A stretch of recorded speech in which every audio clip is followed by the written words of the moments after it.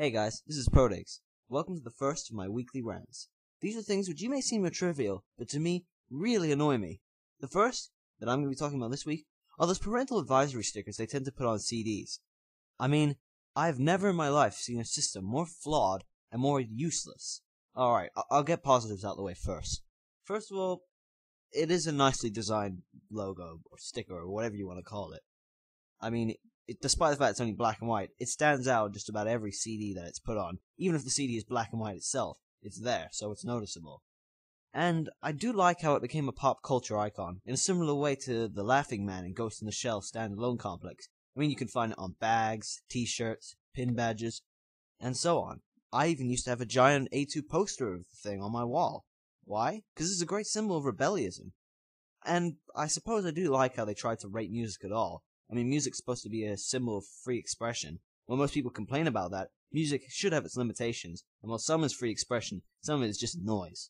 Alright, well that's positives, now on to the negatives. I mean, to get the first negative, all you gotta do is look at it. What does it say? Parental Advisory, explicit content. Okay, so this thing is supposed to be warning parents against explicit content present in the CD they bought. Well, what explicit content? That's the main problem.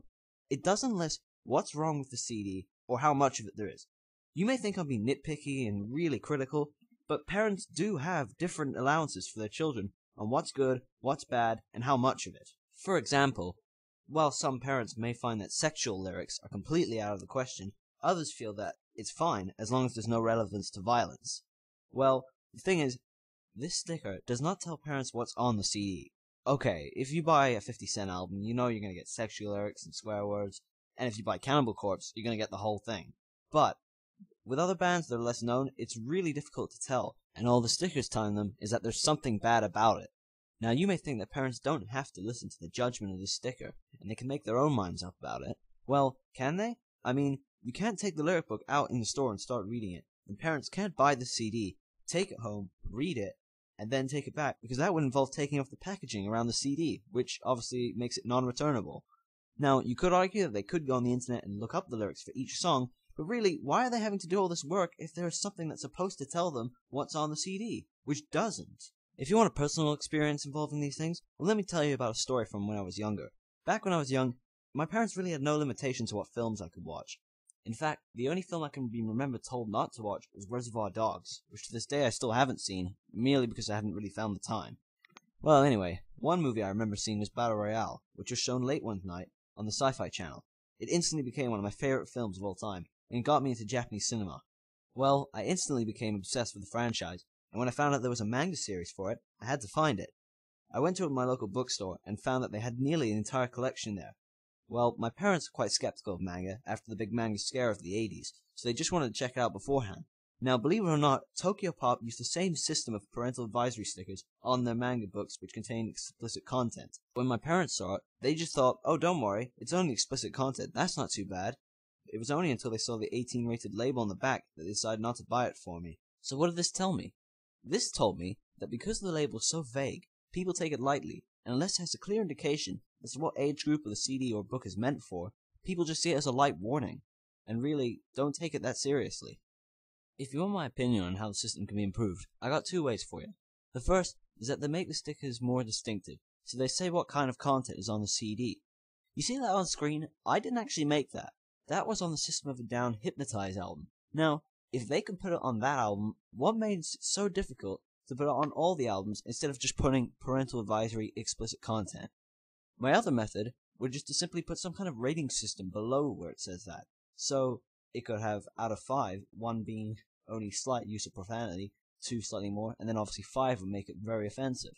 Now, the other reason why I think these things are so useless is because the record company, or publisher, whoever decides to put the label on, sees the need to put it on most CDs which don't actually need the label, and not to put it on some CDs which do need the label.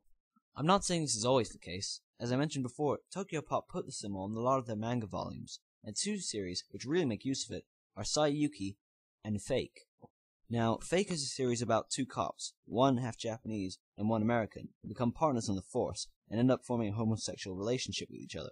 Even if you're not into yaoi, I do recommend this series. It's got a great storyline, great comedy, and intense action scenes. Now, the series itself doesn't feature any sex scenes, except for the last volume. So Tokyopop saw on themselves to put the label on there. And that's fine, it doesn't tell you what's wrong with it, but the fact that they put it on there and not on any of the other volumes shows that they're actually reading it. It wasn't 100% necessary considering they've changed the rating from 16 to 18, but whatever. Now, with Sayuki, which is a little more well known over here, out of the first 4 volumes, the 4th one has a parental advisory sticker, despite the fact it has the same rating.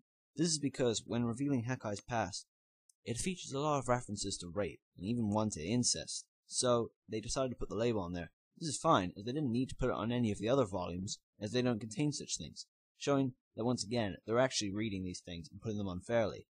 Also, believe it or not, the label is also used on pornography. I really don't see why this is necessary. If it's porn, you know it's going to be explicit, but okay, I guess I'll give them points for effort there. Well, going back on topic, some CDs which contain profanity yet receive no label include Panic at the Disco's A Fever You Can't Sweat Out, Avril Lavigne's The Best Damn Thing, Incubus' Make Yourself, and just about every Green Day album except for American Idiot. And if you want a more recent example, take an album I bought recently, Duran Gray's Marrow of a Bone. Now, Duran Gray are a Japanese band, however, they use a lot of English lyrics in their songs, but their pronunciation is poor. However, in the recent album, there is no mistaking what this is supposed to sound like.